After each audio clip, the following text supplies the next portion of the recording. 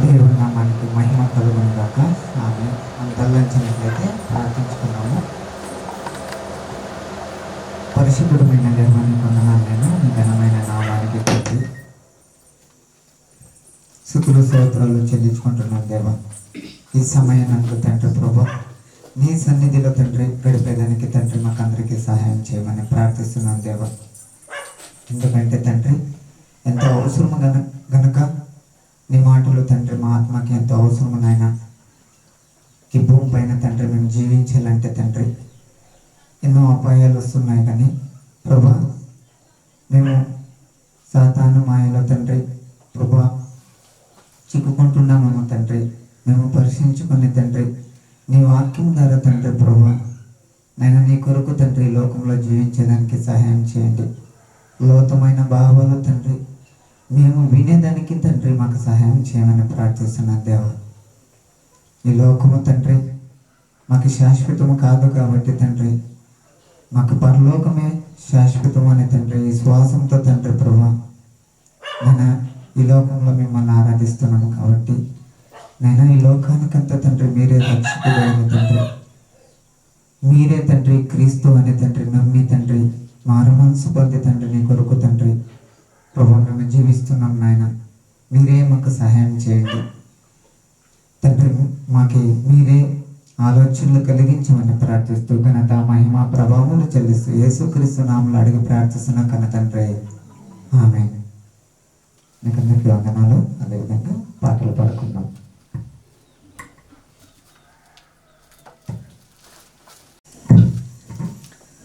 చక్కగా పాడి వినిపించినందుకు సంఘం తరపున వందనాలు. అదేవిధంగా మనం అంతా లేచి నిలబడుకుందాము. గాలి పర్మిషన్ ఇచ్చి గాలి సుధి వినిపిస్తుంది.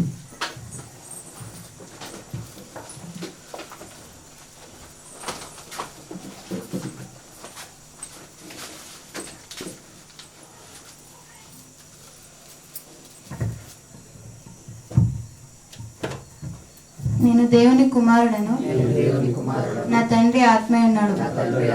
నేను కూడా ఒక శక్తివంతమైన ఆత్మను ఈ శరీరములో నివసించుచున్నాను. నేను పూర్ణ శాంతి గలవాడనై నా తండ్రి వలన కాపాడబడుతున్నాను. నా తండ్రి అయిన దేవుడు ఆయన కుమారుడైన యేసుక్రీస్తు పరిశుద్ధాత్మ సహవాసంలో నేను వర్ధిల్లుతున్నాను. నేను ప్రశాంతమైన మనసుతో దేవుని యందు భయభక్తులు కలిగి ఈ జీవిత యాత్రను కొనసాగిస్తున్నాను. ఇప్పటి వరకు నా జీవితాన్ని ఆయన ఎంతో అందంగా అలంకరించాడు. ఇక మీదట కూడా అలంకరిస్తాడు. నేను ఆ పరలోకపు తండ్రి దయ వలన ఎంతో ఆరోగ్యకరమైన స్థితిలో, ఆనందకరమైన స్థితిలో, ఆశీర్వాదకరమైన రక్షణ స్థితిలో ఉన్నాను. నేను దేనికి భయపడను. నా తండ్రి నన్ను విడువడు, ఎడబాయడు. ఆమేన్.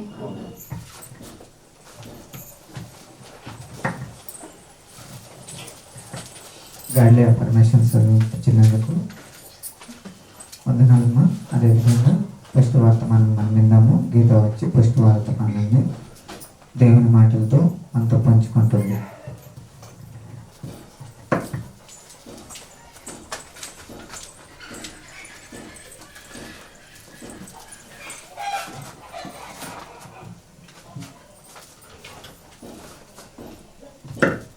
దేవుని నామానికి మహిమ కలుగును గాక. అమ్మాయి అందరికీ అలాగే నా ప్రియ సహోదర సోదరులకి హృదయపూర్వక వందనాలు చెల్లిస్తున్నాండి.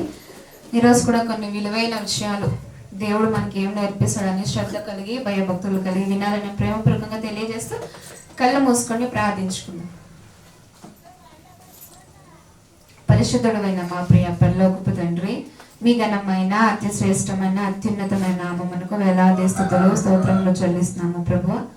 ఇంతవరకు ప్రభువా ఎన్నో విలువైన పాటల ద్వారా తండ్రి మీ నామానికి మహిమకరంగా తండ్రి మేము తండ్రి పాడుతూ వచ్చామని మేము నమ్ముచున్నాము ప్రభువా. తండ్రి మాకు ప్రభువా మీ విలువైన జ్ఞానం నుంచి వివేకం నుంచి తండ్రి మీ దీన దాసురాలు నిలబడి మాట్లాడుచుండగా నీ ఆత్మ సహాయమును కూర్చున్న వారికి కూడా ప్రభువా తండ్రి నీ ఆత్మ సహాయమును జ్ఞానం ఇచ్చి నడిపించమని ప్రార్థిస్తూ ఈ సంఘాన్ని ప్రభువా మీరు ఆదినంతం వరకు మీ చిత్తానుసారంగా తండ్రి నీ ఆధీనంలో ఉంచుకొని నడిపించమని ప్రార్థిస్తూ యేసు వారి పేరిట ఈ ప్రార్థన మనల్ని సమర్పించుకుంటున్నాము కన్న తండ్రి ఆమేన్. మరొకసారి అందరికీ నా హృదయపూర్వక మట్టి వందనాలు చెల్లిస్తున్నాం ప్రియులారా. ఈరోజు కూడా కొన్ని విలువైన విషయాలు దేవుడు మనతో ఏం మాట్లాడతాడు మనం ఆలోచించాల్సిన విషయం ఏంటంటే, ఫస్ట్ ఆఫ్ ఆల్ దేవుడు మనతో ఏదైనా విషయం మాట్లాడుతున్నాడంటే అది మన జీవితంలో ఏదో ఒక రోజు జరిగే ఉంటుంది. దాంట్లో నుండి బయటకు వచ్చిన వాళ్ళమే, ఆ జీవితాన్ని అనుభవించిన వాళ్ళమే. సో గనుక ప్రియులారా, మనము ఫస్ట్ ఆఫ్ ఆల్గా మనం ఆలోచించిన విషయము, దేవుడు ఎక్కడైనా మనకు వాక్యం వినిపిస్తుంది అంటే మన చెవుల దగ్గరకు వాక్యం వినిపిస్తూ ఉంది అంటే అది నీతోనే నాతోనే దేవుడు మాట్లాడుతున్నాడు అనే విషయం గుర్తుంచుకోవాలి. నేటి క్రైస్తవులకు చాలా మంది ఎలా అంటే సంఘం అనగానే చాలా చీప్గా గుర్తించేస్తున్నారండి. సంఘమే కదా, ఆఫ్టర్ ఆల్ ప్రేయరే కదా, నచ్చినప్పుడు వెళ్దాం, ఇష్టం వచ్చినప్పుడు వెళ్దాం అన్నట్టుగా చాలా మంది వారి ఆలోచనలు కలిగి ఉంటున్నారు. దీనికి మనము లెక్క అప్పచెప్పేవారుగా మనం దేవునికి ఉండాల్సిందే. గనుక ప్రియులారా, మనము సంఘాన్ని చాలా చులకనగా మనం చూసుకోకూడదు, చాలా సీరియస్గా సంఘాన్ని మనం తీసుకోవాలి. ప్రతిదానికి మనం ఇప్పుడు ఒక ఎగ్జామ్ రాయాలి అంటే బాగా పై చదువున ఎగ్జామ్ అదే చివరి దినము ఎగ్జామ్ రాయాల్సిందే. టైమింగ్స్కి వెళ్ళిపోవాలి. టైమింగ్స్ వెళ్ళకపోయినప్పుడు వాళ్ళు బయట గింజుకొని ఎంత ఏడ్చినా ఎంత గోలాడినా కూడా వారికి లోపలికి అనేది ప్రవేశం ఉండదు. అలాంటి వాళ్ళు మనం సోషల్ మీడియాలో చాలా మంది చూస్తూ ఉంటామండి. టైంకి వెళ్ళకుంటే వారి లోపలికి అస్సలు వదలకపోయేసరికి ఎంత గింజుకున్నా, ఎంత ఏడ్చినా, ఎంత వాళ్ళు అరిచినా కూడా టైంకి అక్కడ లేకపోతే ఒక 5 minutes లేట్ అయినప్పటికీ కూడా వారి లోపలికి వదలరు. అంటే అక్కడ ఒక కండిషన్, అక్కడ ఒక టైమింగ్స్ మెయింటైన్ చేస్తున్నారు. కానీ క్రైస్తవులుగా ఉన్న మనము చాలా సీరియస్గా తీసుకోవట్లేదండి సంఘాన్ని. వారికి అనుకూలంగా, వారికి ఇష్టానుసారంగా తీసుకుంటున్నారు. అలాంటి వారిగా మనం ముందుకున్న ప్రియులారా, ప్రతిదీ మనము దేవుని విషయంలో అయితే ఇంకా జాగ్రత్తగా, బహు జాగ్రత్తగా మనము ప్రతిదీ దేవుని విషయంలో తీసుకోవాలి.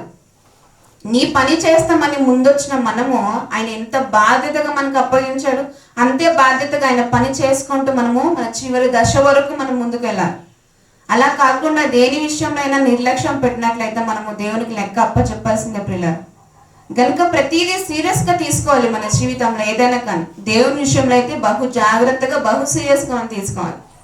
గనుక ప్రియులారా, ఈరోజు కూడా కొన్ని విషయాలు మనము నేర్చుకున్నట్లయితే 2వ తిమోతికి రాసిన పత్రిక లేఖనాలకు వెళ్ళిపోదాం ప్రియులారా. మనము ఈరోజు దేవుడు మనతో ఏం మాట్లాడుతాడు, దేని విషయమందు మనతో దేవుడు మాట్లాడబోచున్నాడు అనే శ్రద్ధ కలిగి మనం చూద్దామండి. 2వ తిమోతికి రాసిన పత్రిక 3వ అధ్యాయము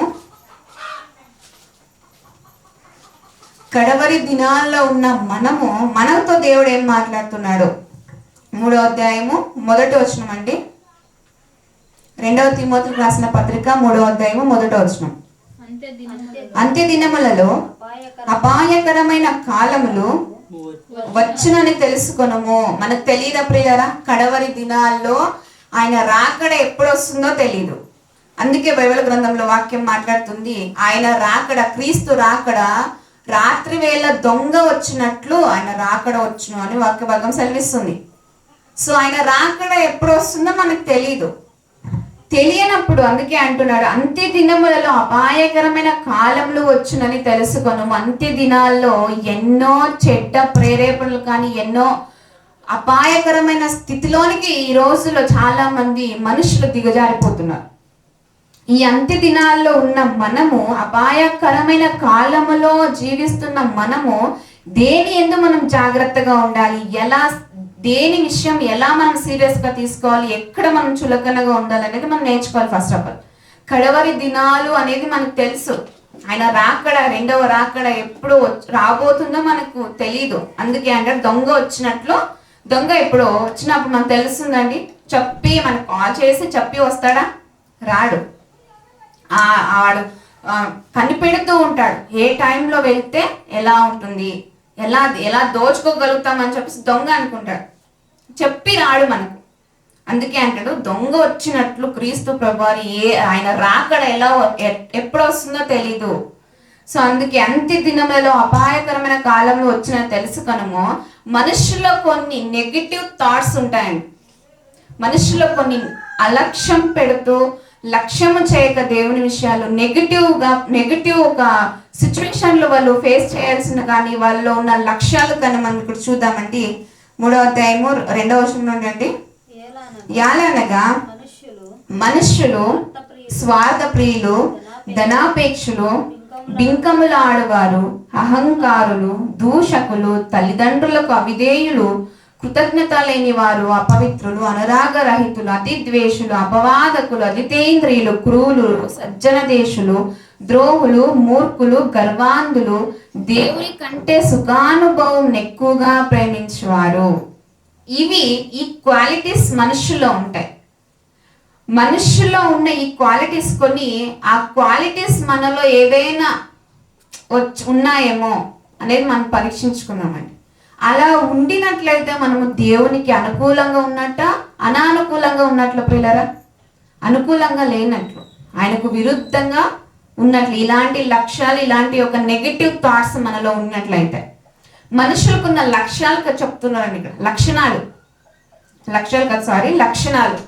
లక్షణాలు మనకు ఇలాంటివి ఏదైనా ఇక్కడ చూద్దామండి. 3వ వచనం చూద్దామండి. అదే 3వ అధ్యాయము 3వ వచనము.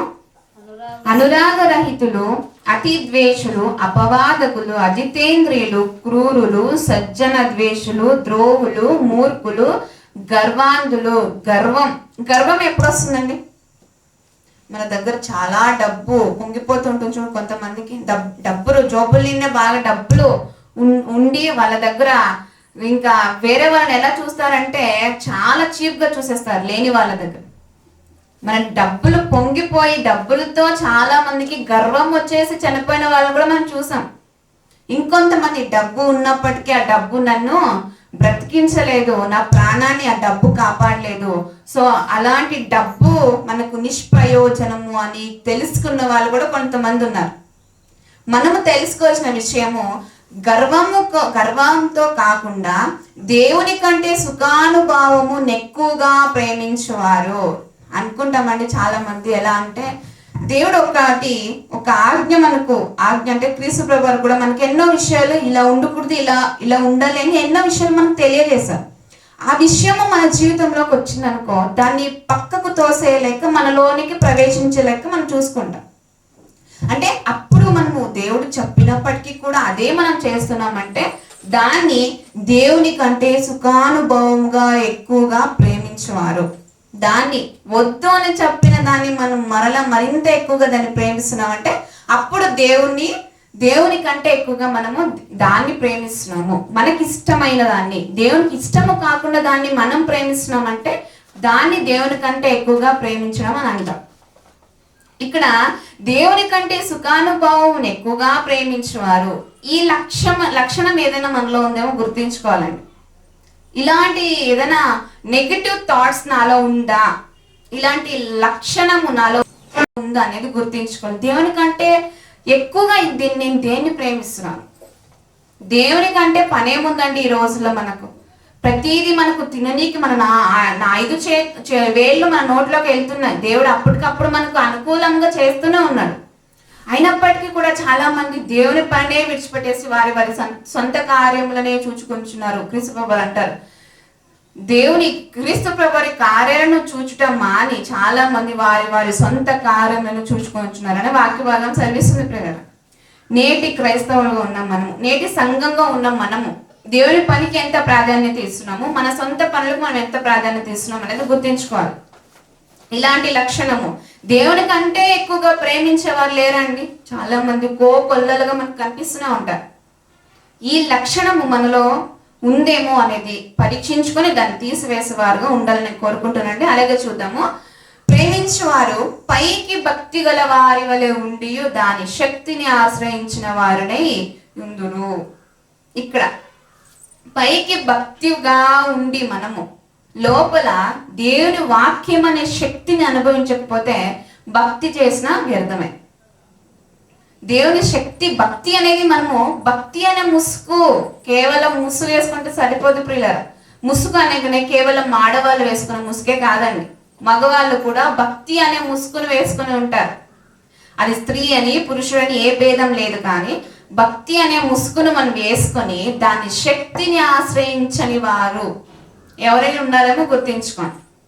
మనం భక్తిగానే ఉన్నామండి, మనం అనుకుంటాం మనకు తెలియకుండానే నేను చాలా భక్తి చేసేస్తున్నాను దేవుని విషయంలో అని అనుకుంటాం. కానీ మనకు తెలియకుండానే ఆ భక్తిలో ఉన్న శక్తిని ఆశ్రయించలేక చాలా మంది పడిపోయి తప్పిపోయిన వారు లేరు. మనకు చాలా మంది కల్పిస్తూ ఉంటారు అలాంటి వారు. అందుకే ఇక్కడ మాట్లాడుతూ అంటున్నాడు, పైకి భక్తి గల వారి వలె ఉండి దాని శక్తిని ఆశ్రయించని వారునై ఉందురు, ఇట్టి వారికి విముఖుడవై ఉండుము. అంటే ఇప్పుడు మనము భక్తిగానే ఉన్నామండి, అది నాకు నా దేవునికి తెలుసు, మనకు మన దేవునికి తెలుసు.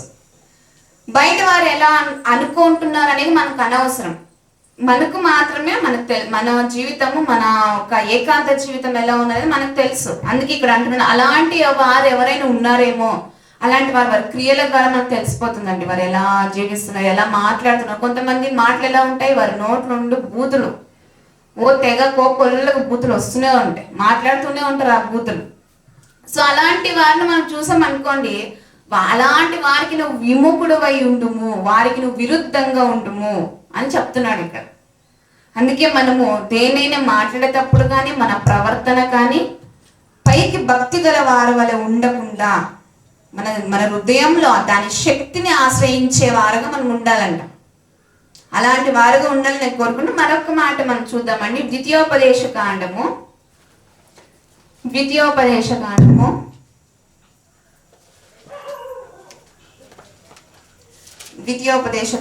13వ అధ్యాయము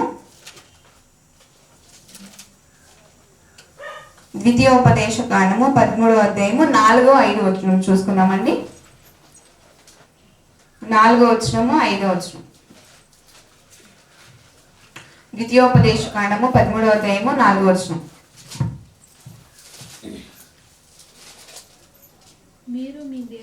మీరు మీ దేవుడైన యెహోవాకు లోబడి ఆయనకే భయపడి ఆయన ఆజ్ఞలను అనుసరించి ఆయన మాట విని ఆయనను సేవించి ఆయనను హత్తుకొని ఉండవలెను. ఇక్కడ ఎలా నువ్వు కేవలం చెప్పడం కాదు, కానీ ఇక్కడ మాట్లాడుతూ మీరు మీ దేవుడైన యెహోవాకు లోబడి ఆయనకే భయపడి, ఎవరికంట ఆయనకే భయపడాలంట, ఆయనకు కాదు ఆయనకే. ఇక్కడ మనకు ఒక కంట్రిషన్ గా మాట్లాడుతున్నాడు, సీరియస్ గా మాట్లాడుతున్నాడు. ఆయనకు కాదు కానీ ఆయనకే భయపడి ఆయన ఆజ్ఞలను అనుసరించి ఆయన మాట విని ఆయనను సేవించి ఆయనను హత్తుకొని ఉండవలని. ఎంతమంది ఉన్నారండి ఆయన హత్తుకొని? దీన్ని మనం పరీక్షించుకోవాలి. ఎంతమంది దేవునికి ఆయనను హత్తుకొని ఉన్నారు? చాలా మందికి మాటలు చాలా వెర్రితనంగా ఉంటుంది బయట వాళ్ళని. క్రైస్తవులు కూడా చాలా మంది ఏదో వినాలి వెళ్ళిపోవాలన్నట్లు ప్రవర్తిస్తున్న వారు చాలా మంది మనకు కనిపిస్తున్నారు పిల్లరా. చాలా మందికి ఇలాంటి మాటలు, వారు ఏదో నుండి బైబిల్ పెట్టుకుంటారు, కొన్ని వచనాలు చదువుకుంటారు, వారి పాడికి వారు చేసుకుంటారు, వెళ్ళిపోతారు అన్నట్లుగా చాలా మంది ఉంటారు. కానీ ఈ మాటల్లో ఉన్న ఒక దేవుడు మాటలు ఉన్న చాలా ఒక సీరియస్నెస్ కానీ చాలా మందికి అర్థమైతలేదు. నేటి సత్యాన్ని తెలుసుకున్న మనము ఎలా బ్రతకాలండి, ఎంత సీరియస్గా మనం దేన్నైనా విషయాన్ని తీసుకోవాలండి దేవుని విషయంలో.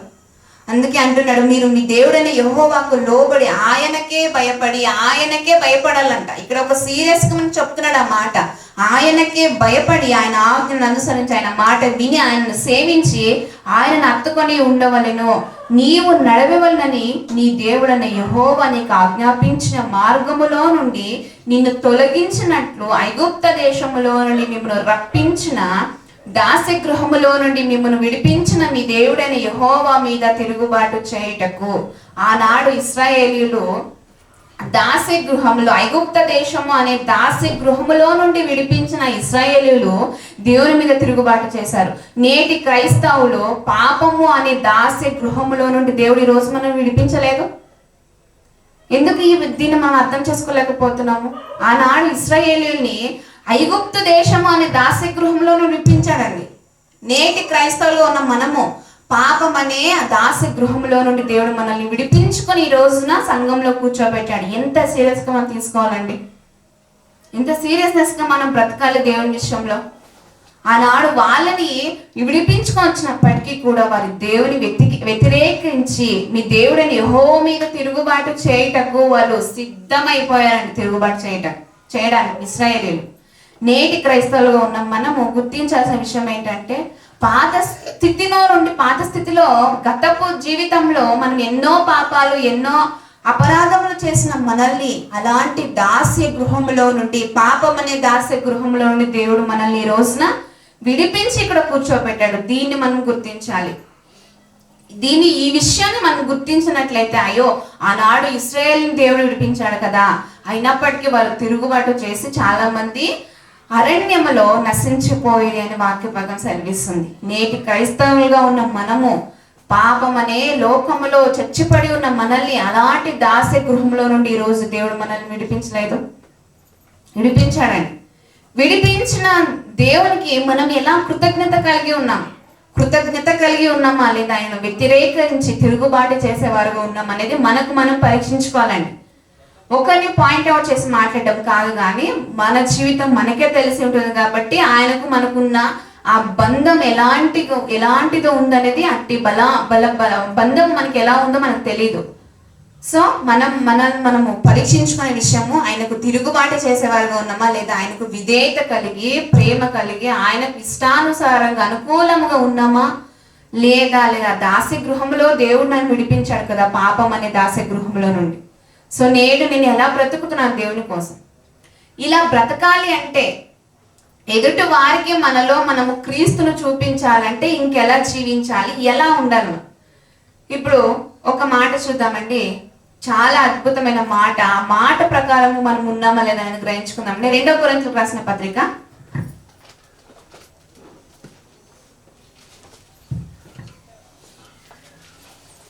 2 కొరింథీయులకు రాసిన పత్రిక 2వ అధ్యాయము 10వ వచనం అండి. 2 కొరింథీయులకు రాసిన పత్రిక 2వ అధ్యాయము 10వ వచనం. రక్షింపబడువారి పట్లను నశించు వారి పట్లను మేము దేవునికి క్రీస్తు సువాసనై ఉన్నాము. ఇక్కడ ఆగదామండి. క్రీస్తు పరిమళ వాసనముగా ఆయన బలి అయిపోయి లోకానికి సువాసనగా మారాడు. ఆయన ఆ సువాసన మనం నేటికి పీల్చుచున్నాము దేవుని వాక్యము ద్వారా. క్రీస్తు సువాసనను మనము రక్షింపబడివారి పట్లను నశించు వారి పట్లను మేము దేవునికి క్రీస్తు సువాసనై ఉన్నాము. నశించు వారికి మరణార్థమైన మరణపు వాసనగాను, రక్షింపబడివారికి జీవార్థమైన జీవపు వాసనగాను ఉన్నాము. అప్పుడు అపోస్తలులు చాలా మంది, ఆయన అపోస్తలుడైన పౌలు గారు కొరింథీ సంఘానికి 2వ పత్రిక రాస్తూ చెప్తున్న మాట, రక్షింపబడివారి పట్లను నశించు వారి పట్లను మేము దేవునికి క్రీస్తు సువాసనై ఉన్నాము. క్రీస్తు సువాసన. వారు ఎలా ఉన్నారంటే క్రీస్తు సువాసనగా ఉన్నారంట. సువాసన అనగానే ఏదో ఫెయిర్ అండ్ లవ్లీ పాయింట్స్ ఇలాంటివి కాదండి. దీన్ని సువాసన అంటే ఇట్లాంటివి కాదు. క్రీస్తు బలి అనే సువాసన లోకానికి ఆ సువాసన నేటికి క్రైస్తవులు దాన్ని ఆస్వాదిస్తూనే ఉన్నారు. ఈ సువాసన వల్లే మనం ఉన్నామా లేదా అనేది మనం గ్రహించుకోవాలి. ఇక్కడ అంట రక్షింపబడవారు ఎవరైతే ఉన్నారో, నశించిపోతున్న వారు ఎవరైతే ఉన్నారో వారి ఎదుట మనం ఉన్నప్పుడు క్రీస్తు సువాసన వల్లే ఉన్నామా లేదా అనేది ఇక్కడ మనం గుర్తించాలండి. ఆయన చెప్పాడు, ఆయనకే లోబడి ఆయనకే భయపడి ఆయన ఆజ్ఞను నడుచుకొనొచ్చు ఇశ్రాయేలు చాలా మంది నడుచుకోలేక నశించిపోయారు. నేటి క్రైస్తవులుగా మనము నడుచుకోవాలి అంటే క్రీస్తు సువాసనగా మనం మారాలంట. మొదట పరిమళ వాసనముగా మనం మొదట క్రీస్తు అనే పరిమళ వాసనముగా మనం ఉన్నామా లేదని మనం గ్రహించుకోవాలండి. పర్ఫ్యూమ్ కొట్టుకుంటామండి, ఆ పర్ఫ్యూమ్ మనకు గమ్మన వస్తున్నప్పుడు చాలా మంచి పాజిటివ్ ఫీలింగ్తో ఆస్వాదిస్తూ ఉంటాం. కానీ అలాంటి దానికన్నా గొప్ప సువాసన, పరిమళ సువాసన ఇప్పుడు మనం ఎటైనా వెళ్తూ ఉంటాం, ఏదైనా ఒక అడవిలో కానీ లేదా సంథింగ్ ఏదైనా చెట్లు వేసి ఉంటారు, మళ్ళీ పూల చెట్లు కానీ సంపంగి చెట్లు కానీ కొన్ని, అవి ఎంత సువాసన కొంచెం దూరంలో ఉన్నప్పటికీ కూడా ఆ సువాసన మనకు తెలుస్తూనే ఉంటుంది. అరే ఇక్కడ ఏదో చెట్టు ఉంది, మల్లెపూ చెట్టు ఉంది లేదా సంథింగ్ ఏదో చెట్టు ఉంది, ఆ సువాసన మనకు అర్థమవుతుంది, ఆ స్పర్శ మనకు తెలుస్తూ ఉంటుంది.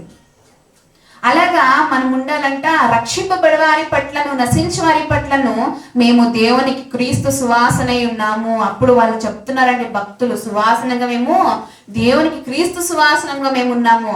నేడు మనము చెప్పగలుగుతున్నామా సువాసనంగా? నేటి రక్షింపబడేవారైనా పర్వాలేదు, కానీ నశించేవారు లోకంలో ఎవరైతే జీవిస్తూ ఉన్నారో, లోకపరంగా అనుకూలంగా వారి సొంత కార్యాలు ఎవరైతే జీవిస్తున్నారో, నువ్వు నేను అనే క్రీస్తుగా మనము బాప్టిజం ద్వారా ఆయనకు మాట ఇచ్చి దేవునికి ఇష్ట ప్రకారం బ్రతుకుతామని మనం మాట ఇచ్చి ఆయన పరిమళ వాసనముగా మనం ఉన్నామా లేదా అనేది ఎంత గొప్ప త్యాగం, ఆయన బలి.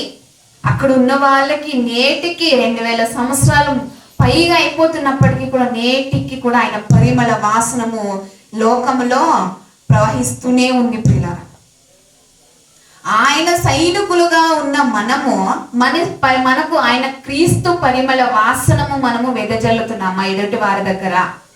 అది బాప్టిజం తీసుకున్న వారైనా పర్వాలేదు, తీసుకోకపోయిన వారు కూడా పర్వాలేదంట. వాళ్ళ ముందర మనము సువాసనముగా ఉన్నామా లేదా అనేది గ్రహించుకోవాలి ప్రియులారా. కొంతమందికి విశ్వాసులు పిశాచులు లెక్క కనిపిస్తూ ఉంటారండి.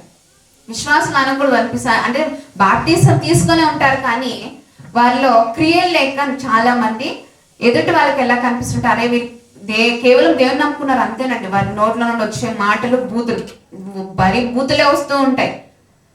ఇంకొంతమంది ఎలా ఉంటారంటే కనికరించరు. ఎవరికైనా ఏదైనా సహాయం చేయాలంటే వారికి చేయరాదు, కానీ వాళ్ళు క్రీస్తు బిడ్డలని చెప్పుకుంటూ ఉంటారు.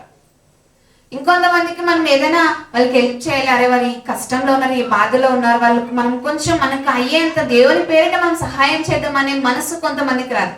ఇంకొంతమందికి ఎలా ఉంటారంటే దేవుని పని ఏదో పూనుకున్నాము, ఆ పనికి మన కష్టార్జితాన్ని, కానీ దేవుని పని ఘనంగా గొప్పగా జరగాలి అంటే నా వంతు పాత్ర ఉండాలి సంఘంలో అనేది కూడా చాలా మందికి తెలుసుకోలేక అలాంటి వారు పిశాచుల లెక్కనే కనిపిస్తుంటారండి, విశ్వాసులు కాదు. అందుకే మనము రక్షింపబడివారుగా ఉన్న మనము ఎదుటి వారికి మనము క్రీస్తు పరిమళ వాసనముగా మనం ఉండాలంట.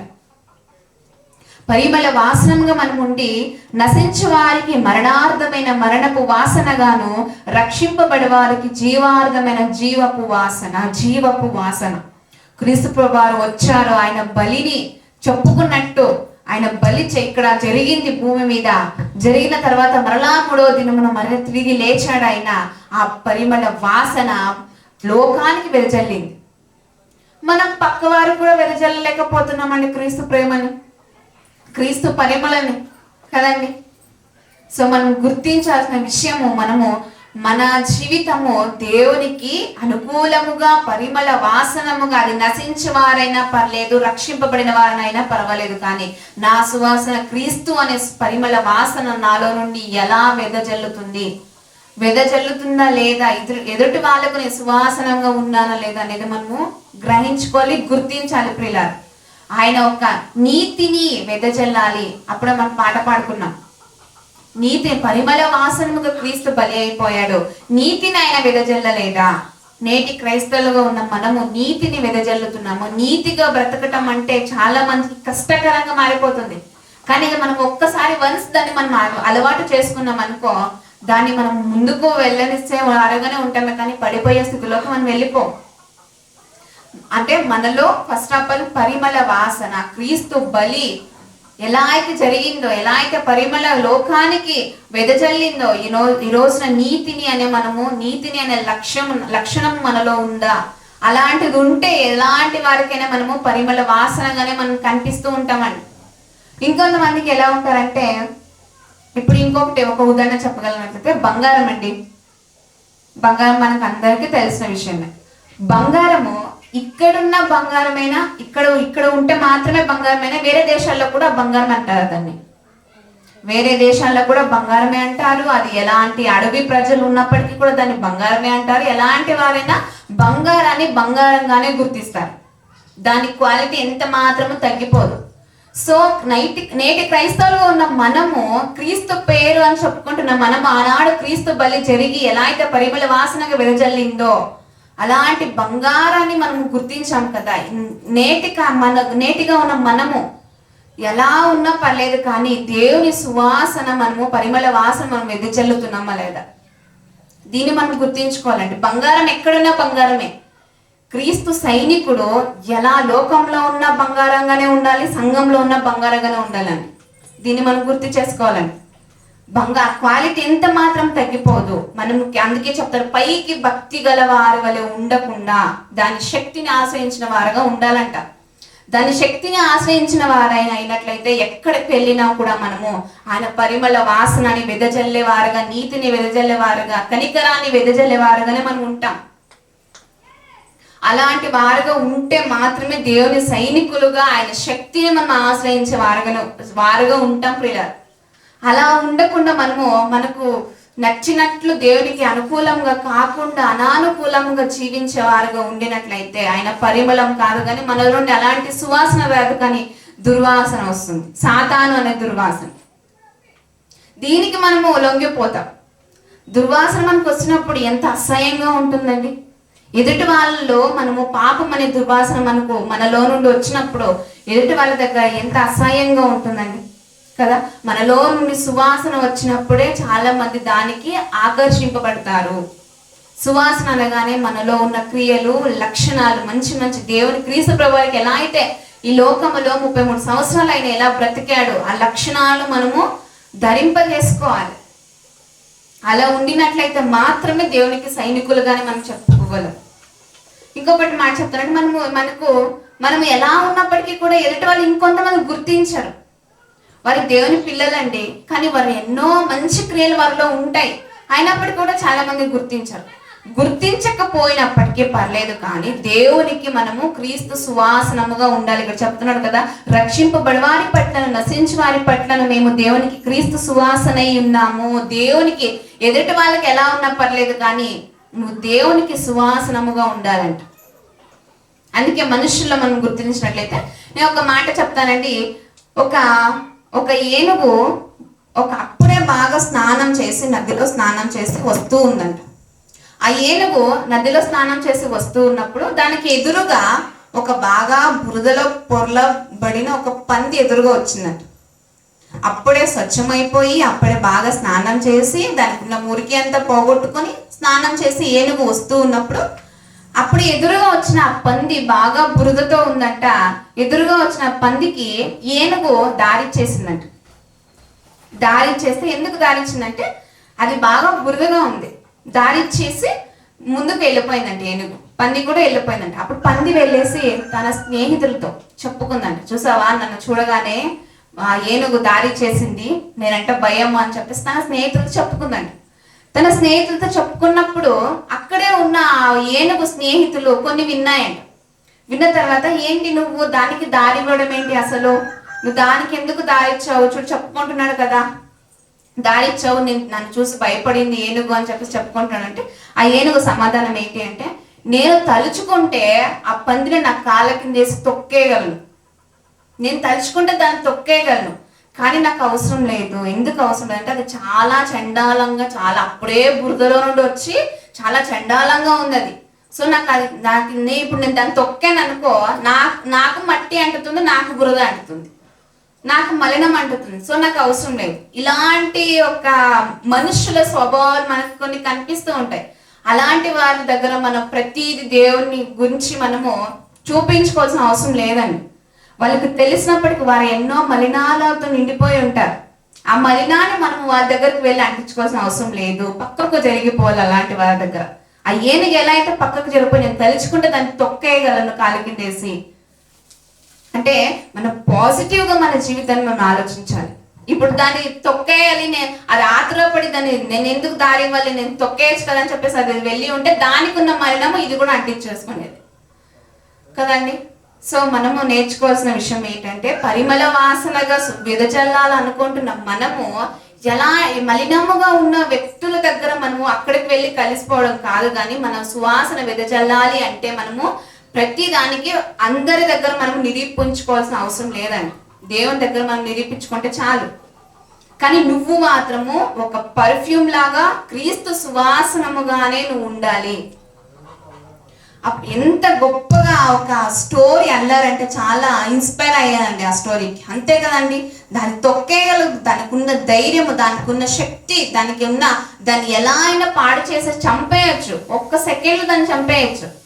కానీ దానికి నేను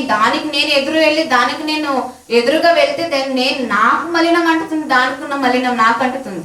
సో నాకు అవసరం లేదు, దాన్ని తలుచుకుంటే చంపేయగలుగుతాను, కానీ దాని దగ్గరికి వెళ్ళి దాన్ని ముట్టుకొని నేను మలినం అయిపోవాల్సిన అవసరం లేదు అని చెప్పేసి సమాధానం ఇచ్చిందంట ఆ ఏనుగు. దీనిలో ఉన్న నీతి మనం గుర్తించాలండి. అంటే మనలో ఉన్న సువాసన వీళ్ళకు వాళ్ళు తలుచుకున్నా తలుచుకోకపోయినా, వారు తెలుసుకోకపోయినా కూడా మన దేవునికి సువాసనగా మనం ఉండాలంట. అందుకే అంటున్నాడు, మేము దేవునికి క్రీస్తు సువాసన అయి ఉన్నాము. మేము అంటే మనము, అప్పుడు వాళ్ళైతే ఇప్పుడు మనము ఉన్నామా లేదా దేవుని సువాసనముగా, పరిమళ వాసనముగా. మల్లెపువ్వును చూసినప్పుడు ఎంత గొప్ప, ఎంత ఆకర్షించే సువాసన అందులో నుండి బయలుదేరుతూ ఉంటుంది. కొంతమంది దగ్గర మనము వెళ్తూ ఉన్నప్పుడు మనలో ఉన్న ఆకర్షింప లక్షణాలు మనలో ఉండినట్లయితే వారిని చూసినప్పుడు పాజిటివ్గా ఫీల్ అయ్యే లెక్క ఉండాలి. వాళ్ళు నెగిటివ్గా అనుకున్నా పర్లేదు, కానీ మనలో ఉన్న పాజిటివ్ ఫీలింగ్స్, ఆ పాజిటివ్ థాట్స్, ఆ ఒక ఆలోచనలు మనకు ఉన్నాయా లేదా, అలాంటి లక్షణాలు నాలో దేవుడు నడిపిస్తున్నాడా లేదా, నేను దేవునికి దూరంగా ఉన్నానా దగ్గరగా ఉన్నానా, పైకి భక్తిగా ఉన్నానా లేదంటే నిజంగా భక్తి కలిగి దాని శక్తిని ఆశ్రయించేవా దానిగా వాడుగా ఉన్నా లేదా అనేది గుర్తించుకొని మనం ముందుకు వెళ్ళాలని నేను ఒక మాటలు ముగిస్తున్నాం. పిల్లారా, కళ్ళు మూసుకొని ప్రార్థించుకుందాం. సకల ఆశీర్వాదాలకు కారణభూతుడైన మా ప్రియ పరలోకపు తండ్రి, మీ ఘనమైన అతి శ్రేష్టమైన అత్యున్నతమైన నామమునకు వేలాది స్తుతులు స్తోత్రములు చెల్లిస్తున్నాము ప్రభు. అవును ప్రభు, ఇంతవరకు తండ్రి ఎన్నో మాటలు తండ్రి మాకు విలిపింపజేసినందుని బట్టి మీకు స్తోత్రములు చెల్లిస్తున్నాము తండ్రి. ప్రభు తండ్రి, అవును ప్రభు, మేము పైకి భక్తి గల వారి వల్ల ఉండకుండా ప్రభు, లోపల తండ్రి మీ వాక్యాన్ని ఉంచుకొని ఆ భక్తి ద్వారా తండ్రి వచ్చే శక్తిని ఆశ్రయించేవారుగా ఉండుటకు మా అందరికి సహాయం చేయమని ప్రార్థిస్తున్నాము ప్రభు. అవును తండ్రి, మీకే లోబడి ప్రభు, మీకే భయపడి తండ్రి మేము తండ్రి క్రీస్తు ఆయన ఎలా అయితే ఈ లోకానికి వచ్చి క్రీస్తు సువాసన పరిమళ వాసనగా ఈ లోకానికి వెదజల్లింపజేశాడో, మేము కూడా ప్రభు మీకు తండ్రి అక్తివారుగా ఉండుటకు, పరిమళ సువాసన మాలో నుండి వెదజల్లుటకు తండ్రి ప్రభు మేము అలాంటి వారుగా ఉండుటకు మాకు సహాయము చేయమని ప్రార్థిస్తున్నాము ప్రభు. మాకు తండ్రి ఎంతో విలువైన జ్ఞానం ఇచ్చి వివేకం ఇచ్చి నడిపిస్తున్న విధానం బట్టి మీకు స్తోత్రములు చెల్లిస్తున్నాము ప్రభు. అవును తండ్రి ప్రభు, మాకు తండ్రి మరింత ఎక్కువగా మీ జ్ఞానం ఇచ్చి వివేకం ఇచ్చి నడిపించమని తండ్రి ఇక్కడ కూర్చున్న తండ్రి వీరిని తండ్రి మీరు జ్ఞాపకం చేసుకోండి, మమ్మల్ని అందరినీ మీరు జ్ఞాపకం చేసుకోండి ప్రభా. ఈ మాటలు కేవలము తండ్రి ఇక్కడే వదిలేసేవారుగా ఏ ఒక్కరు ఉండకుండా ఈ మాటలు మోస్తుకుంటూ తండ్రి మా హృదయము అనే పలకల మీద ముద్ర వేసుకుని ప్రభు మేము ఎక్కడ ఉన్నా ఎలాంటి సిచ్యువేషన్లో ఉన్నప్పటికీ కూడా తండ్రి ఈ వాక్యాన్ని మా హృదయంలో ఉంచుకొని దాని శక్తిని అప్పటికప్పుడు ఆశ్రయించే వారుగా ఉండుటకు మా అందరికి సహాయం చేయండి. ఎదుటి వాళ్ళ దగ్గర తండ్రి ఎలా ఉన్నప్పటికీ తండ్రి మీ దగ్గర పరిమళ సువాసనగా తండ్రి మేము ఉండుటకు తండ్రి మాకు సహాయం చేయమని ప్రార్థిస్తూ, మా కుటుంబాలను మీరు జ్ఞాపకం చేసుకోండి ప్రభు, మా ఆరోగ్యాలను తండ్రి మీరు జ్ఞాపకం చేసుకోండి. మీ పనిలో తండ్రి పాలి భాగస్తులుగా ఉండాలంటే తండ్రి మరింత ఎక్కువ అలాంటి జ్ఞానం ఇచ్చి వివేకం ఇచ్చి మమ్మల్ని అందరినీ నడిపింపచేయమని ప్రార్థిస్తూ, ఘనత మహిమ ప్రభావం మీ ఒక్కరికి చెల్లిస్తూ యేసుక్రీస్తు ప్రభువారి పేరిట ప్రార్థన మనలో సమర్పించుకుంటున్నాం మా ప్రియ పరలోకపు తండ్రి, ఆమేన్. అందరికీ వందనాలండి. Thank you. God bless you all.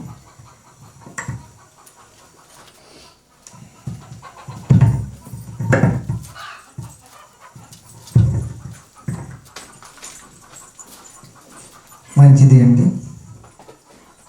కొన్ని మాటలు చాలా కఠినంగా ఉన్నాయి, అది మనకు అర్థమవుతుంది.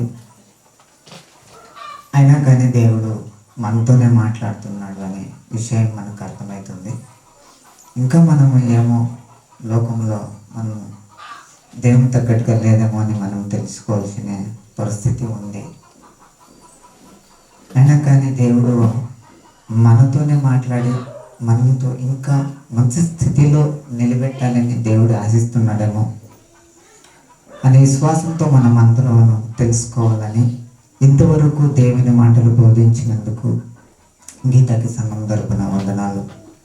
అదేవిధంగా ఒక పాట పాడుకుందామండి.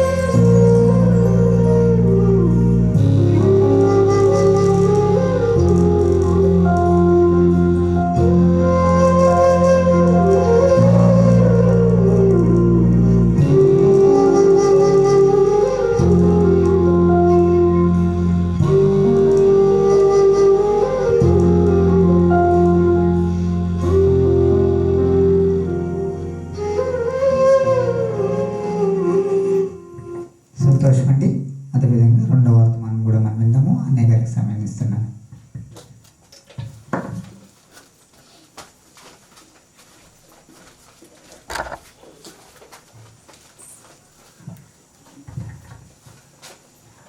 దేవుని మహాపరిశుద్ధమైన నామానికి స్తోత్రం కలుగుగాక.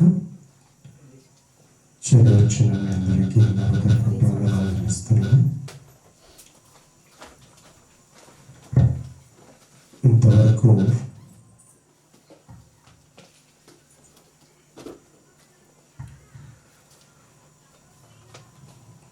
మంచి సందేశాన్ని మనం విన్నాం. దీని ద్వారా చాలా విషయాలు మనం నేర్చుకున్నంతవరకు దేవుని పనిని శ్రద్ధగా తీసుకోకూడదు. క్రీస్తులో మనము ఎలా ఉండాలంటే పరిమళ వాసనగా చెల్లేవారు ప్రతి ఒక్కరూ ఉండాలని చక్కగా సహోదరుని నిలబెట్టుకొని పరిశుద్ధాత్మ దేవుడు మనతో మాట్లాడాలని ఉంచున్నాను. కళ్ళు మూసుకొని మరొకసారి దేవుని మాటలను మనము ధ్యానించవచ్చున్నాను. దేవుని సహాయం మనం వేడుకొందాం. పరిశుద్ధుడు మహాపరిశుద్ధుడు అయిన మా కన్న తండ్రి, ఘనమైన మహోన్నతమైన సర్వోన్నతమైన నామమునకు కోట్యాను కోటి స్తోత్రములు వందనాలు చెల్లిస్తున్నప్పుడు హృదయములను చూసే దేవుడు, మనుష్యులైతే పైరూపమును చూస్తారు కానీ తండ్రి మీ హృదయాలోచనలను ఎరిగిన దేవుడు. అందును బట్టి మీకు స్తోత్రాలు వందనాలు చెల్లిస్తున్నాం ప్రభా. మా హృదయాలు ఎలా ఉన్నాయో, మా ఆలోచనలు ఎలా ఉన్నాయో ఎరిగిన దేవుడు. వాటిని సరిచేయాలని కోరే దేవుడు. మనుష్య యొక్క హృదయాలోచన సరిచేసి మనుష్యుని మంచివారిగా చేయాలన్న మీ ఆలోచన గొప్పది ప్రభా. దాన్ని బట్టి మీకు ధన్యతాస్తుతులు చెల్లిస్తున్నాం. నీ మాటలను మరొకసారి ధ్యానించబోచుండగా నీ పరిశుద్ధాత్మ సహాయమును మాకు దయచేయమని తండ్రి బతిమాలు కొనుచున్నాం. సహాయం చేయండి. నీ చిత్త ప్రకారంగా నీ వాక్యములను ధ్యానించడానికి సహాయం చేయమని ఘనత మహిమ ప్రభావములన్నీ మీరు ఒక్కరికే చెల్లిస్తూ ఒకసారి అవకాశం నాకు ఇచ్చినందుకు, మా అందరికీ ఇచ్చినందుకు కృతజ్ఞతాస్తుతులు చెల్లిస్తూ ఘనత మహిమ ప్రభావములన్నీ మీరు ఒక్కరికే ఆరోపిస్తూ మరొకసారి నన్ను నేను తగ్గించుకొని తండ్రి నీ నామాన్ని ఎక్కువపరుస్తూ యేసయ్యాని అతి పరిశుద్ధమైన నామమున చిన్న ప్రార్థన సమర్పించుకొని వేడుకొని పొంది ఉన్నామని నమ్ముచున్నాము మా కన్న తండ్రి. ఆమేన్.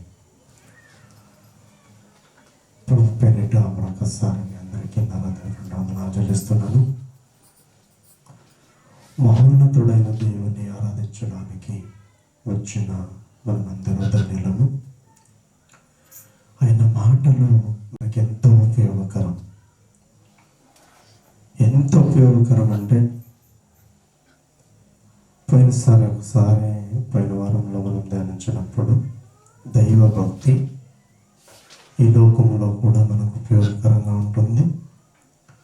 పరలోకానికి వెళ్ళినప్పుడు కూడా మనకు అది ఉపయోగకరంగా ఉంటుంది.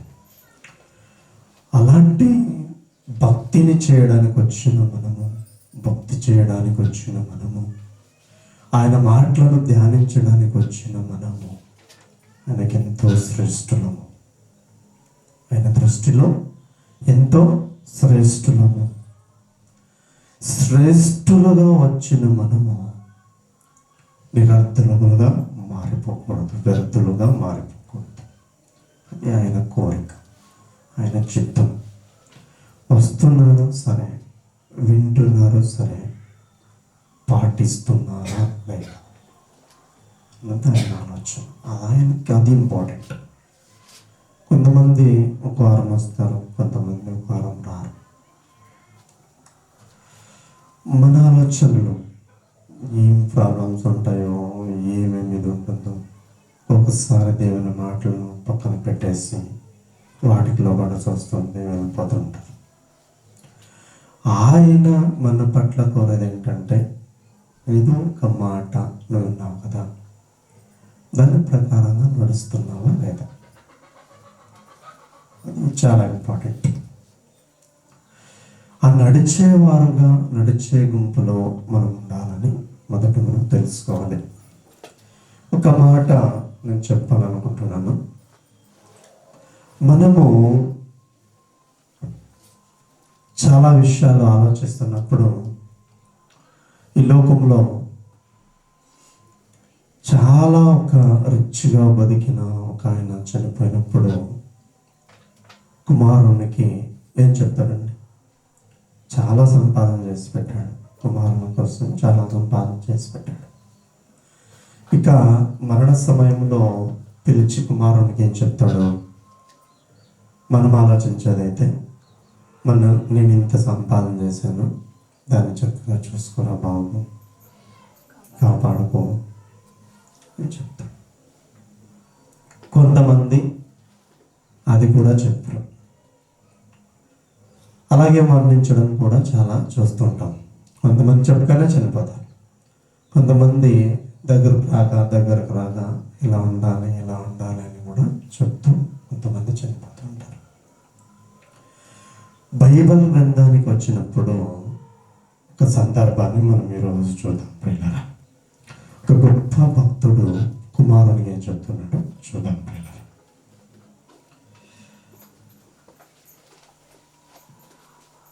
మొదటి రాజుల గ్రంథము 2వ అధ్యాయము ఒకసారి చూసేదైతే, మొదటి రాజుల గ్రంథము 2వ అధ్యాయము మొదటి వచనం నుండి చూడండి ఒకసారి. దావీదునకు మరణకాలము సమీపింపగా అతడు తన కుమారుడైన సొలొమోనుకు ఇలాగు ఆజ్ఞయించెను, లోకులందరూ పోవలసిన మార్గమును నేను పోవచ్చున్నాను, కాబట్టి నీవు ధైర్యము తెచ్చుకొని నిర్భరము కలిగి నీ దేవుడైన యెహోవా అప్పగించిన దానిని కాపాడి. ఇక్కడ ఆగదాం పిల్లరా. చూడండి, ఒక రాజు చనిపోతున్నటువంటి సమయంలో కుమారునికి చెప్తున్నటువంటి మాట. రాజు దగ్గర ఎంత ఆస్తి ఉంటుందండి? ఉండదా? బంగారం, వంటలు, గుర్రాలు, రథాలు, ఆస్తి చిన్నగా ఉంటుందండి? చిన్నగా ఉంటుందా? ఈ రోజుల్లో ఒక ఎమ్మెల్యే దగ్గర ఎంత ఉంటుందండి? చిన్నగా ఉంటుందా? ఎమ్మెల్యే దగ్గర చిన్నగా ఉంటుందండి. ఎమ్మెల్యే దగ్గర నిజంగా మనకు తెలియదు, కానీ మనం ఎక్కువ అంత రేంజ్కి మనం చూడలేదు, కానీ నిజంగా 1000 ఎకరాలు ఉంటాయండి. 1000 ఎకరాలు జమీన్ ఉంటుంది. కోట్ల కొలది డబ్బులు ఉంటాయి. కేజీల కొలది బంగారం ఉంటుంది ఒక ఎమ్మెల్యే దగ్గర. రాజు దగ్గర ఉంచండి. ఒక రాజు అంటే ఒక దేశానికి రాజు. చిన్నగా ఉంటుందా? చిన్నగా ఉంటుందండి. కొడుకుని పిలిచి ఎంత మంచి మాట చెప్తున్నాడు ప్రియులారా. ఈ రోజుల్లో మంచి మాటలు ఎక్కువండి. మంచి మాటలు ఎక్కువ మనుషులకి, నిజంగా ఎక్కువ. చాలా చూస్తున్నాను కొన్ని రోజుల నుంచి. నేనైతే కొంతమందితో మాట్లాడుతున్నప్పుడు అలా నాకు బుద్ధి మాటలు చెప్పడము మానేయండి. మీరు ఇలానే చెప్తే అసలు నేను పోనీకి రానన్న వారం కూడా నేను చూసాను. ఎంతైనా చెప్పండి, ఎంత చెప్పినా అసలు ఈ రోజుల్లో అలాంటి కాలానికి వచ్చేసాం మనం. అంతటి దుర్దినాలలో మనం బ్రతుకుతున్నాం ప్రియులారా. చాలా దుర్దినాలు, చాలా చెడిపోయారు మనుషులు, చాలా చెడిపోయారు ప్రియులారా. ఎలాంటి మంచి మాటలు బిడ్డకి చెప్తున్నాడో నిజంగా ఆలోచిస్తున్నప్పుడు చూడండి. చదవండి ఒకసారి 2వ వచనం నుండి. లోకులందరూ పోవలసిన మార్గమున నేను పోచున్నాను. ఇంత డబ్బున్న దాని గురించి రాజు ఆలోచించట్లేదు. వేల కొలది డబ్బులున్నా, వేల కొలది కేజీల కట్లు, టన్నుల కొద్ది బంగారం ఉన్న దాని గురించి ఆలోచించట్లేదు. అదంతా ఎక్కడ పైన పర్లేదు కానీ, నా కుమారుడా నువ్వేం చేస్తావంటే వాటి గురించి ఆలోచించదు కానీ నువ్వేం చేస్తావంటే నీవు ధైర్యము తెచ్చుకొని నిర్భరము కలిగి నీ దేవుడైనా నా దేవుడైన నన్ను ఇంతవరకు కాపాడిన దేవుడే నీ దేవుడు కనుక నీ దేవుడైన యెహోవా అప్పగించిన దానిని కాపాడి, ఏదైతే దేవుడు నిన్ను అప్పగిస్తాడో దానిని నువ్వేం చేయాలి? దాన్ని ఏం చేయాలి? నువ్వు కాపాడుకోవాలి. ఏం చేయాలి? నువ్వు కాపాడుకోవాలి చెప్తున్నాడు ప్రియులారా. అలాగే ముందుకు చదివేదైతే ఆయన మార్గముల నలుసరించి వీటన్నిటినీ కాపాడుకోవడం కాదు కానీ గొప్ప, నేను ఏదైతే సంపాదన చేసి నీకు ఇచ్చానో వాటన్నిటినీ కాపాడుకోవడం కాదు గొప్ప, ఆయన మార్గములను అనుసరించడము గొప్ప. ఆయన మార్గములో నువ్వు నిలిచి ఉండడము గొప్ప అని చెప్తున్నాడు ప్రియులారా. ఎంత మంచి మాటలు అంటే, అందుకే కుమారుడు ఏమైనా తప్పిపోయాడా? చూడండి 2వ దినవృత్తాంతాల గ్రంథములో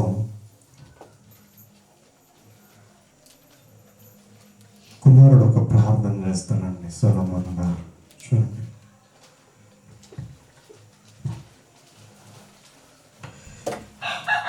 2వ దినవృత్తాంతాల గ్రంథము 1వ అధ్యాయము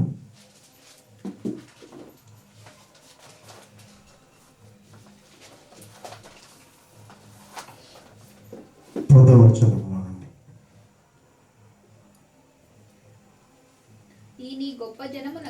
తండ్రి ఎంత మంచి మాటలు చెప్పకపోతే కుమారునికి అలాంటి బుద్ధి వస్తుందండి?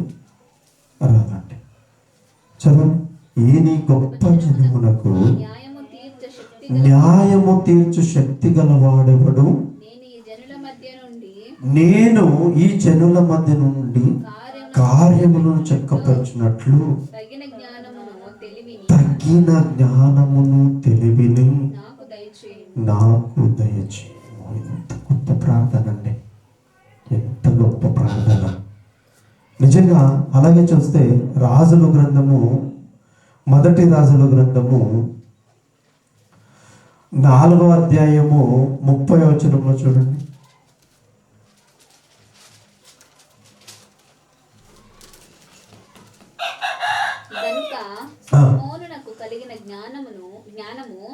చూడండి, ఆ ప్రార్థనకు తగినటువంటి ఫలాన్ని దేవుడు అక్కడ ఇచ్చేశాడండి. అప్పుడు చూడండి, గనుక సొలొమోనుకు కలిగిన జ్ఞానము తూర్పు దేశస్థుల జ్ఞానమును కంటెను, ఐగుప్తీయుల జ్ఞానము కంటెను అధికమై ఉండెను. ఎక్కువైపోయిందండి జ్ఞానం. చాలా ఎక్కువ జ్ఞానపరుడు, జ్ఞానవంతుడయ్యాడు. డబ్బు ఉన్నప్పటికీ, బంగారం ఉన్నప్పటికీ బుద్ధి చాలా ఇంపార్టెంట్ అండి. ఎంతో సంపాదన చేస్తాము, సంపాదన ఏమి చేయకపోయినా పర్లేదు కానీ ఒక మనిషికి బుద్ధి చాలా అవసరం అండి. మంచి బుద్ధి చాలా అవసరం. ఈ సువాసన గురించి ఆలోచిస్తున్నప్పుడు సహోదరు చెప్పినటువంటి విషయాల్లో, ఆ దుర్వాసన గురించి ఆలోచిస్తున్నప్పుడు, మంచి బుద్ధి కలిగిన వాడు ఏం చేస్తాడంటే ప్రతిరోజు స్నానం చేస్తాడు. బుద్ధి చెడిపోయిన వాడు ఏం చేస్తాడండి? నెలైనా 2 నెలలైనా 3 నెలలైనా అట్లా ఉండగలమా ఆయన దగ్గర? మన దగ్గర కూర్చోగలమా? ఉంటామండి? ఉండడానికి అవుతుందా? మన దగ్గర అవుతుందా? అసహ్యంగా ఉంటుందండి. ఆ బుద్ధి మంచిదైతే మనల్ని మనం ఎన్నటికీ చెడుకోము. అందుకే మొదట దేవుడు వేస్తాడంటే మనల్ని మొదట అంతరంగంలో శుద్ధి కోరుతాడండి. అంతరంగంలో ఏం కోరుతాడు? శుద్ధి కోరుతాడు. అంతరంగంలో శుద్ధి చేస్తే మనిషి బాగుపడతాడండి. అంతరంగంలో శుద్ధి లేదనుకోండి, మనిషి అన్నిటికీ కొండ వాసనతో ఉంటాడు. అలాగే మనం ఒక మాట, ఇలాంటి గొప్ప జ్ఞానము కలిగిన వ్యక్తి, ఆ గొప్ప జ్ఞానం కలిగినటువంటి రాజకుమారుడైనటువంటి సొలొమోను గారు, ఆ జ్ఞానవంతుడు నేటి రోజుల్లో మనకేం నేర్పిస్తున్నాడో, మనం ఏం నేర్చుకోవచ్చు, ఆయన ద్వారా కొన్ని విషయాలు ఈరోజు మనం నేర్చుకుందామండి. అంత గొప్పవాడు, అంత జ్ఞానం కలిగిన వాడు. ఇక్కడ చూసేదైతే ఆయన జ్ఞానం గురించి ఏవేవి రాస్తున్నాడు చూడండి ఒకసారి. 32వ చదువు. ఆయన గొప్పతనం గురించి చూసి మనం ఆయన చెప్పే మాటలు కూడా ధ్యానించుకొని మనం ముగించుకుందాం. అతడు 3000 సామెతలు చెప్పాను. ఎన్ని సామెతలు చెప్పాడంట?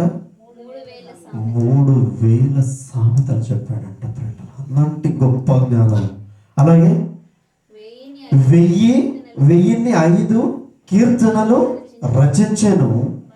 మరియు లెబనోనులోను ఉండు దేవదారు వృక్షముని గాని గోడలో నుండి మలచు సోపు మొక్కనే గాని చెట్లన్నిటిని గురించి అతడు రాసెను.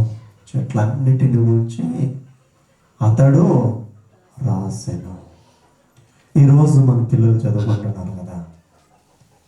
ఈరోజు చాలామంది పిల్లలు చదువుకుంటున్నారు. ఏమేమి చదువుకుంటున్నారు తెలుసా? మనం చదివామా? కొంతమంది చదివిన వారు ఉంటే చాలా చక్కగా అర్థమవుతుంది. కొంతమంది ఇప్పుడు డాక్టర్ కోర్స్ చదువుతున్నారండి. దేని ಬಗ್ಗೆ ఉంటుంది? జీవరాశుల ಬಗ್ಗೆ, జీవం ಬಗ್ಗೆ ఉంటుంది. కొంతమంది వేరే కోర్స్ చదువుతుంటారు. కొంతమంది అగ్రికల్చర్ చదువుతుంటారు. అగ్రికల్చర్ అంటే ఏంటి? వ్యవసాయం ಬಗ್ಗೆ చదువుతుంటారు. దానికి మూల కారకుడు ఎవరండి? సొలొమోను గారే. ఇప్పటికి కూడా అగ్రికల్చర్ చాలా జీవరాశుల ಬಗ್ಗೆ చదువుతున్నారు కదా. వీళ్ళంతా అధ్యాయానికి మూల పిత్రుడు ఎవరంటే సొలొమోను గారే. ఆయన రాసినవే ఇక్కడ రాయబడింది, చదవండి. అలాగే మరియు 33వ వచనం నుండి కిందకండి.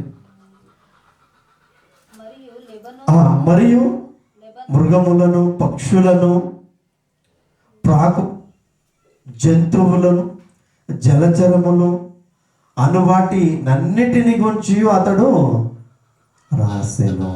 అన్నిటి గురించి ఇంత జ్ఞానవంతుడండి. ఇంత జ్ఞానం ఎలా వచ్చిందండి? దేవునికి లోబడ్డాడు, దేవునికి విధేయుడయ్యాడు. తండ్రి ఆ రోజు ఏం చెప్పాడో అది విన్నాడు. అలాంటి జ్ఞాని మనకి ఈ రోజుల్లో ఒక మంచి మాట చెప్తున్నాడండి. ఆ మాట నిజంగా మనం ఏమైనా మిస్ అయ్యి వాటిలో ఏమైనా మనం పెంచుకుంటే, ఆయన ఏదో ఈ వద్దు అన్నాడో అలాంటి గుణాలు మనం పెంచుకుంటే మనం ఎన్నటికీ కూడా దేవునికి లోబడేవారముగా ఉండమండి. సామెతల గ్రంథం వచ్చండి. సామెతల గ్రంథము ఒక గొప్ప మాట ఆయన నోటి ద్వారా మనం చూస్తున్నాం. రాయించబడినటువంటి గొప్ప ఆయన ఆలోచనలో మెదిలినటువంటి 16వ అధ్యాయము, సామెతల గ్రంథము 16వ అధ్యాయము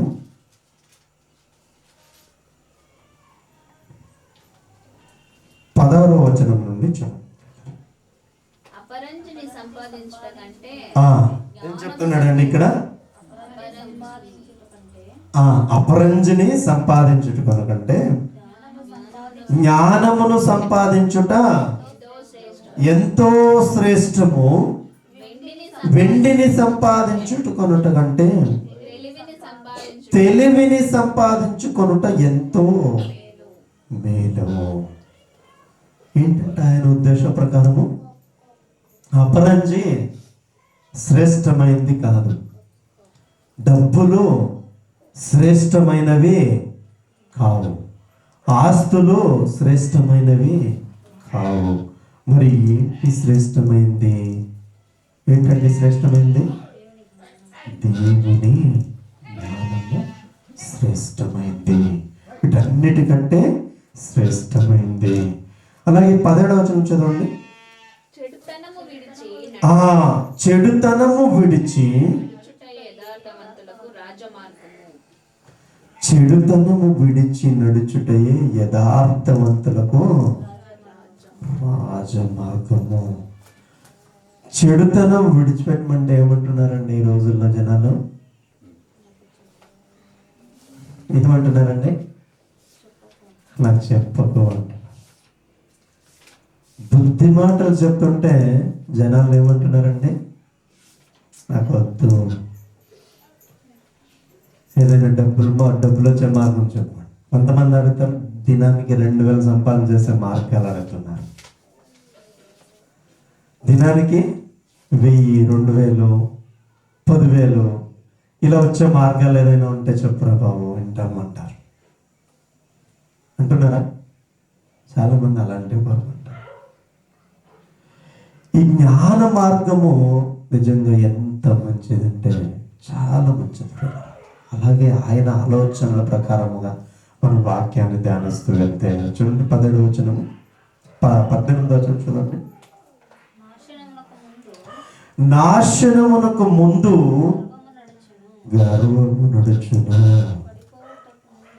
ఈ మాటలు వింటలేదా? నువ్వు గ్రహించట్లేదా? జ్ఞానం అవసరం లేదా? నువ్వేమైపోతావు? నాశనం అయిపోతావు. ఒక ఆయన చెప్తుంటామండి, తాగొద్దు అని చెప్తుంటాం. ఎన్నిసార్లు చెప్తామంటే చిక్కినప్పుడు అంతా చెప్తూనే ఉంటాం, తాగదురా బాబు. వాడు ఇంట్లో తాగుతానే ఉన్నాడు, ఇష్టానుసారంగా తాగుతానే ఉన్నాడు. ఎవరి మాట లెక్క చేయట్లే, ఒక తల్లిదండ్రుల మాట లెక్క చేయట్లే, భార్య మాట లెక్క చేయట్లే, ఫ్రెండ్స్ మాట లెక్క చేయట్లే, ఎవరి మాట లెక్క చేయట్లే, తాగుతానే ఉన్నాడు.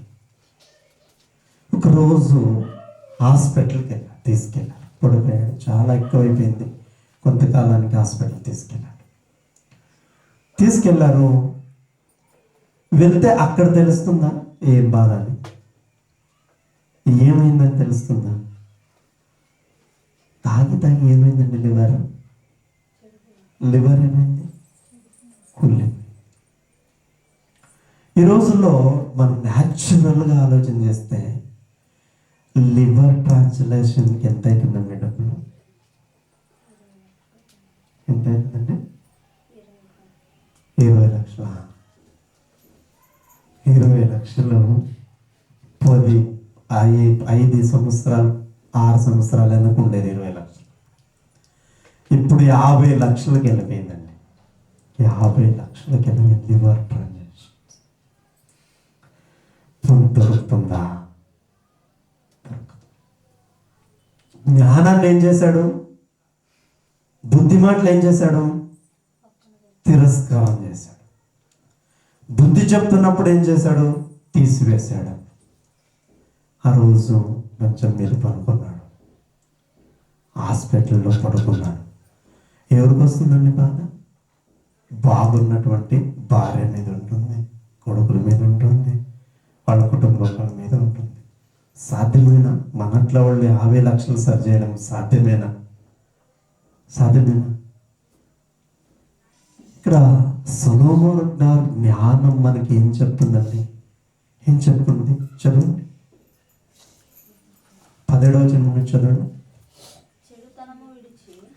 చెడుతనము విడిచి నడుచుటయే రాజ మార్గం అంటండి. చెడుతనం విడిచిపెట్టుట ఎలాంటి మార్గం అంట? రాజ మార్గం అంట. దేవుడు ఏం చెప్తున్నాడంటే, మన చెడుతనాన్ని మీరు విడిచిపెట్టండి అని చెప్తే, చెడుతనాన్ని నేను అనుసరించి వెళ్తాను. ఏమైతుంది? అందుకే కింద మాట 18వ వచనంలో ఏం చెప్తున్నాడు సొలొమోను గారు? ఏం చెప్తున్నారు?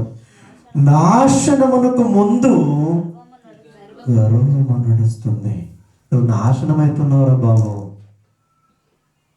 చెప్తుంటే నువ్వు వినట్లేదా? నీ తలకి ఎక్కట్లేదా? నువ్వేమైపోతున్నావు? నాశనమైపోతున్నావు. నీకు నాశనం వస్తుంది.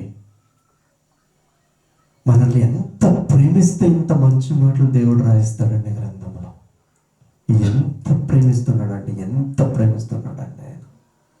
ఆయన ప్రేమకు నిజంగా మనం ఆయన మాట వింటే చాలండి. విని దాన్ని పాటిస్తే మన బ్రతుకులు ధన్యమైపోతాయి. దేవుడు మనకి ఇంకొక మాట మనం జ్ఞాపకం చేసుకోవాలి. నీ హృదయమే నా ఆదాయం అంటాడండి. ఎక్కడ కోరుకుంటున్నాడండి? మన హృదయంలో ఆయన ఉండాలని కోరుకుంటున్నాడు. మనం ఇవ్వట్లే, అది ఇవ్వట్లే, ఏదేదో ఇస్తారు దేవునికి. ఆయన సాటిస్ఫాక్షన్ అవడండి. నీ హృదయమే కావాలి, నా హృదయమే కావాలి ఆయనకి. అందుకే ఆత్మతోనూ సత్యముతోనూ ఆయన్ని ఆరాధించాలని చెప్తాడు. ఎందుకు వచ్చేవారు? ఆత్మతోనూ సత్యముతోనూ నన్ను ఆరాధించాలి. చెప్పిన మాట తప్పనిసరిగా వినాలి. ఖచ్చితంగా మీరు వినాలని చెప్తాడు. లేకుంటే ఏమొస్తుందండి? ఇక్కడ వినకపోతే ఏమవుతుందండి? చదవండి ఒకసారి. నాశనమునకు ముందు గర్వం నడుచును. హాస్పిటల్లో ఉన్న వ్యక్తి ఏం చేశాడండి? తాగొద్దన్నప్పుడు ఏం చేశాడు? తాగాడు. అన్నాడు, చూసుకున్నాంలే అన్నాడు, బుద్ధిపడి నాకు అక్కర్లే అన్నాడు, అసహించుకున్నాడు. అలాగే చూడండి, సామెతల గ్రంథము ఒక మాట 28వ అధ్యాయము చూడండి. సామెతల గ్రంథము 28వ అధ్యాయము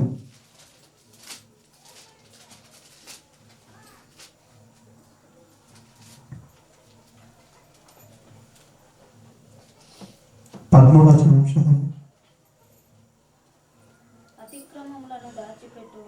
అతిక్రమములను దాచిపెట్టువాడు వర్ధిల్లుడు, వాటిని ఒప్పుకొని విడిచిపెట్టువాడు కనికరమును పొందుతాడు. అతిక్రమమును దాచిపెట్టుకున్నవాడు వర్ధిల్లుడు. ఏదో ఒక విషయాన్ని దేవుడు మనతో మాట్లాడినప్పుడు, నాకే ప్రభువా, ఇది నాలో ఉంది పాయింట్, ఈ పని నేను చేస్తున్నాను, తప్పుడు పని నేను చేస్తున్నాను, నీకు అవిధేయుడుగా నేను నడుచుకుంటున్నాను, నేను ఒప్పుకుంటున్నాను ప్రభువా, నన్ను క్షమించు అని ఒప్పుకొని విడిచిపెట్టేవాడు ఏమవుతాడంటే వర్ధిల్లుతాడు. వర్ధిల్లేవారుగా మనం ఉండాలని దేవుడు కోరుకుంటున్నాడంటే,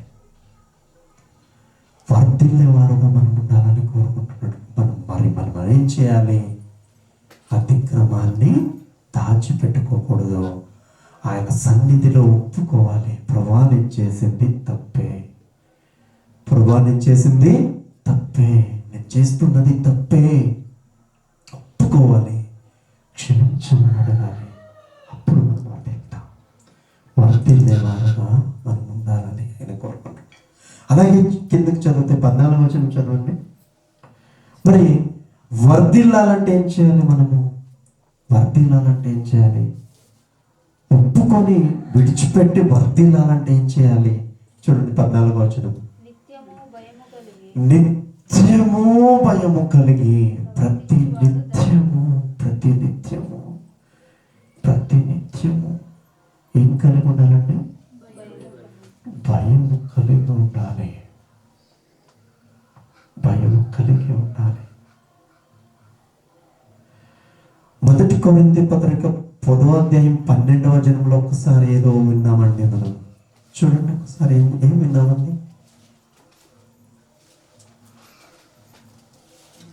గత మెసేజ్లో, గత వాక్య ధ్యానంలో విన్నాం ఈ మాట. ఏం విన్నామండి?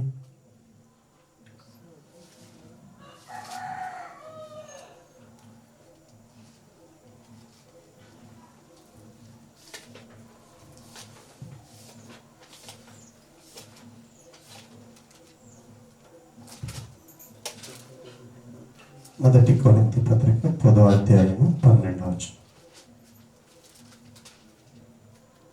తాను నిలుచుచున్నానని ఆ, తలంచుకొనివాడు ప్రతిరోజు వాక్యానికి వస్తున్నాం మనము. ప్రతి వారము తప్పక ఆరాధనకు వస్తున్నాం మనము.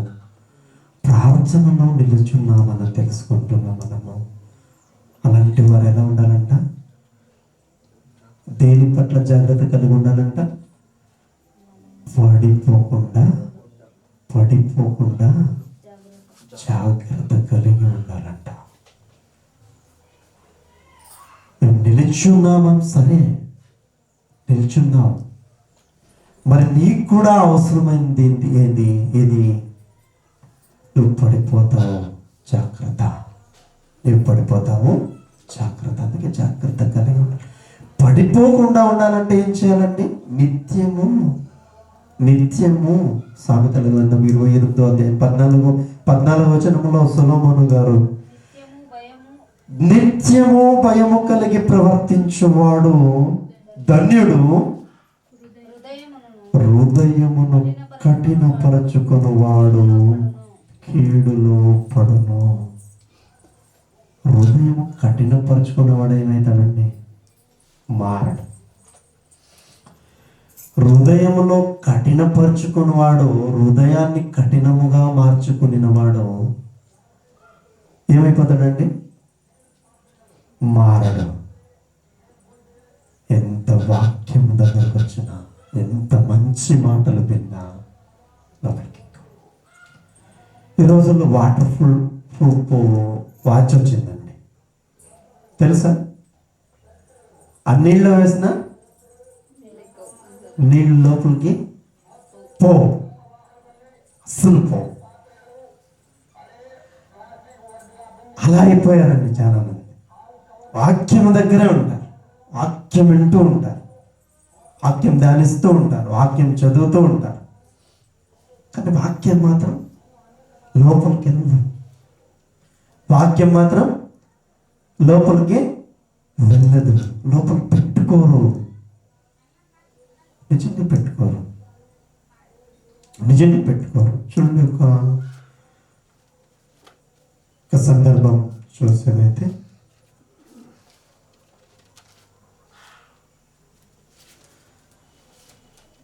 అదే సామెతల గ్రంథంలో 16వ అధ్యాయంలో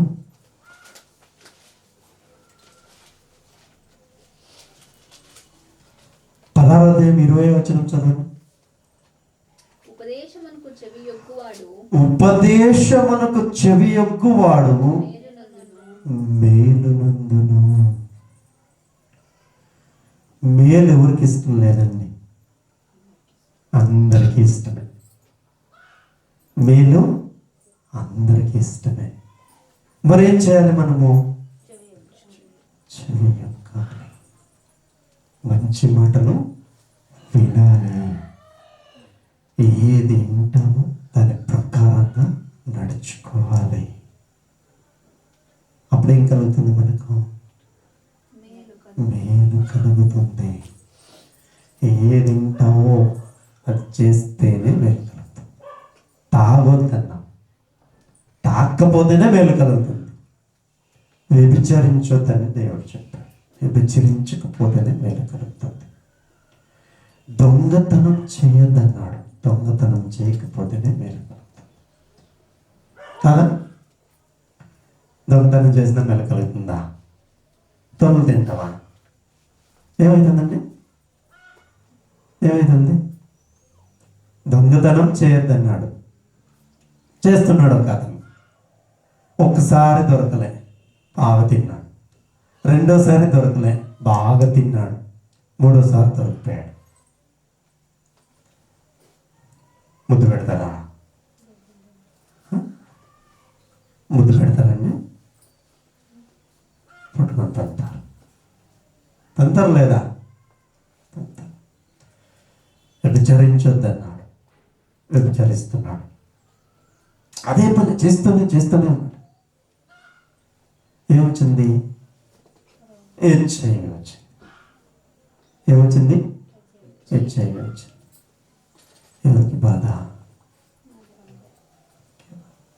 చేసిన వానికే బాధ, తప్పు చేసిన వానికే బాధ. ఇవన్నీ ఎరిగిన దేవుడు అండి. నిజంగా అన్నీ ఎరిగిన మనుషులు ఏమేం చేస్తారో, ఎలా లోపడతారో, ఎలాంటి దుస్థితికి వెళ్ళిపోతారో అన్నీ ఎరిగిన దేవుడు మనుషులను ప్రేమించి గొప్ప రాజులు ఎన్నుకొని వారి ద్వారా రాయించినటువంటి మాటలన్నీ మనల్ని మార్చడానికి, మనల్ని తిద్దడానికి, మనల్ని సరిచేయడానికి, మంచి మార్గంలో నడిపించడానికి ఉపదేశాలు చేయించాడండి.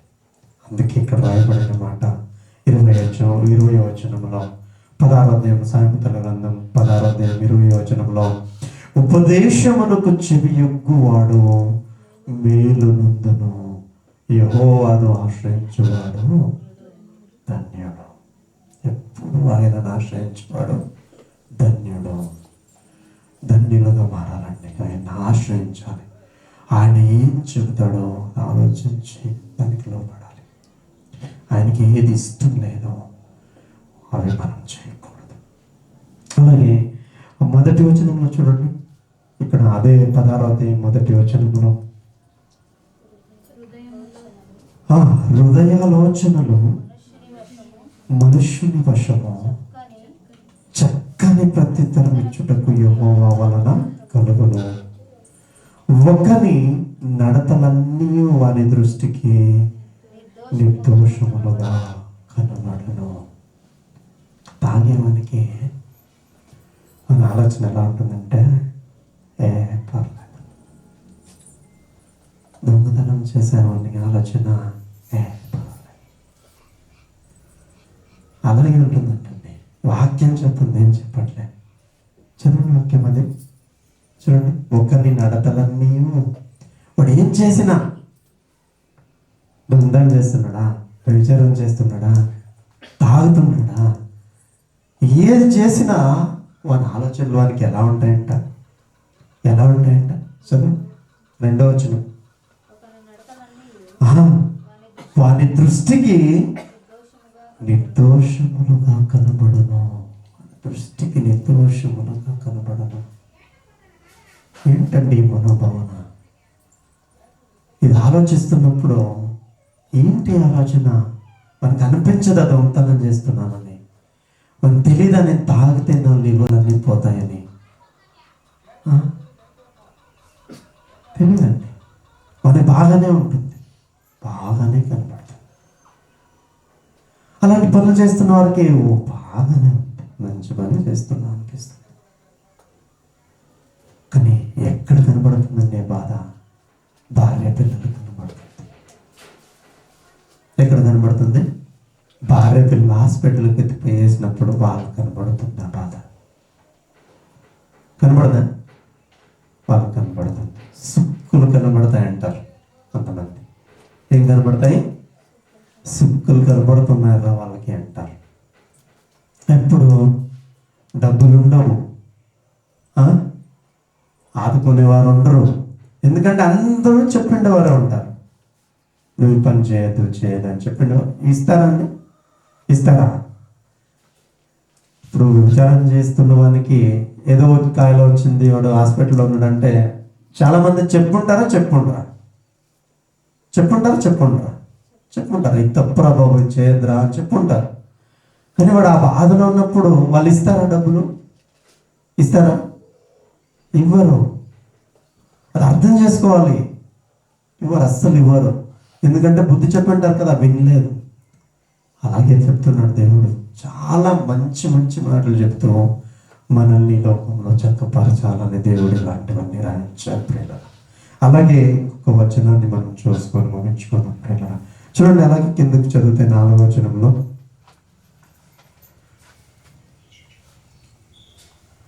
యెహోవా 16వ అధ్యాయం 4వ వచనం, యెహోవా ప్రతి వస్తువును యెహోవా ప్రతి వస్తువును దాని పని నిమిత్తము కలుగజేసెను. నాశన దినమునకు ఆయన భక్తిహీనులను కలుగజేసెను. ఎంత చెప్పినా నువ్వు విన్నట్లేదా? నీకేముంది? ఏముంది? నాశన దినముందే. అందుకే నిన్ను కలుగజేశాడు. ఫరో ఎదుట మోషే ఎన్ని అద్భుతాలు చేశాడండి?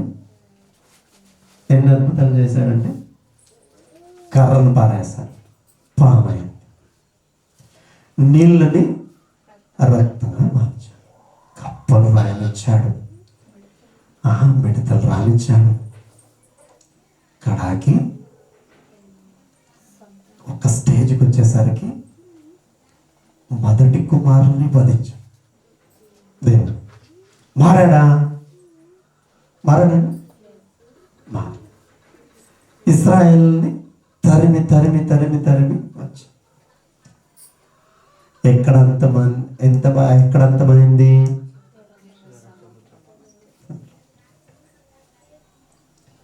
వాళ్ళ దానికోసమే సృష్టించాడు దేవుడు. మారని వారు దేనికంటే నాశన దినానికి. మనం హృదయంలో పెట్టుకోవాలి. ఖచ్చితంగా ఈ మాటలు మనం గ్రహించాలి, లోబడాలి. మారితే ఉపదేశాన్ని చెవి ఎక్కితే ఏం కలుగుతుంది? మనకు మేలు కలుగుతుంది. మారక వివేకులుగా ఉంటే, భక్తిహీనులుగా ఉంటే నాశన దినాన్ని మన కొరకై దేవుడు పెట్టాడు. నాశన దినాన్ని మనల్ని కలుగజేశాడు. దాని కొరకే మనల్ని కలుగజేశాడు. మారని వారు, భక్తిహీనంగా ఉండేవారు గ్రహించాలి మాటల్ని. మారకపోతే నాకేం గతి? నాశన దినమే గతి. ఎన్ని చెప్పినా మారని వాడు హఠాత్తుగా ఏమవుతాడండి? నాశనమవుతాడు. ఇలాంటివన్నీ మనకు దేవుడు బయలుపరిచినందుకు ఆయనకి కోటి వందనాలు చెల్లిస్తాం. మనం కళ్ళు మోసుకొని ప్రార్థించుకుందాం. పరిశుద్ధుడు, మహాపరిశుద్ధుడు అయిన మా కన్న తండ్రి, ఘనమైన ఉన్నతమైన సర్వోన్నతమైన కోటి స్తోత్రములు వందనాలు చెల్లిస్తున్నాం ప్రభా. మీరు మమ్మల్ని ఎంతగానో ప్రేమించి ఎన్నో విషయాలలో దైన భావాలు గ్రంథములు రాయించారు. ఒకటిగా మేము ధ్యానిస్తూ వెళ్తుండగా తండ్రి, మీ పరిశుద్ధాత్మ సహాయం మాకు మెండుగా కలుగజేయండి. దయచేయండి. నీ సహాయము ద్వారా నీ మాటలను నేర్చుకోవడానికి సహాయం చేయండి ప్రభా. నీ మాటలు ఎంతో మేలు కలుగజేస్తాయి. నీ మాటలు మమ్మల్ని తండ్రి మంచి మార్గంలో నడిపిస్తాయి తండ్రి. నీతివంతులుగా మారుస్తాయి. నీతో నిత్యము జీవించే మహాభాగ్యములోనికి నడిపిస్తాయి. ఇలాంటి మాటలు ధ్యానం చేస్తుండగా మీరే సహాయం చేసి నీ నామానికి మహిమ తెచ్చుకోమని మమ్మలను సజీవ యాగముగా నీ వాక్యానికి సమర్పించుకుంటూ కూడి వచ్చిన వారిని, విన్న వారిని తండ్రి, యూట్యూబ్ ద్వారా వినేవారిని కూడా తండ్రి మీరే కాపాడమని, రక్షించమని తండ్రి, భక్తిహీనులు నాశన దిన కొరకై మీరే సృష్టించారన్న సత్యాన్ని తెలుసుకోవడానికి సహాయము చేయమని ఘనత మహిమ ప్రభావములన్నీ మీరు ఒక్కరికే చెల్లిస్తూ నాకు ఈ అవకాశాన్ని ఇచ్చినందుకు మరొకసారి నీ కృతజ్ఞతాస్తుతులు చెల్లిస్తూ నన్ను నేను సంపూర్ణంగా తగ్గించుకొని నీ నామాన్ని ఎక్కువపరుస్తూ విషయాన్ని అతి పరిశుద్ధమైన నామమున చిన్న ప్రార్థన సమర్పించుకొని వేడుకొని పొంది ఉన్నానని నమ్ముచున్నాము మా కన్న తండ్రి. ఆమేన్. ఆమేన్. థ్యాంక్ యూ అండి. Thank you. God bless you.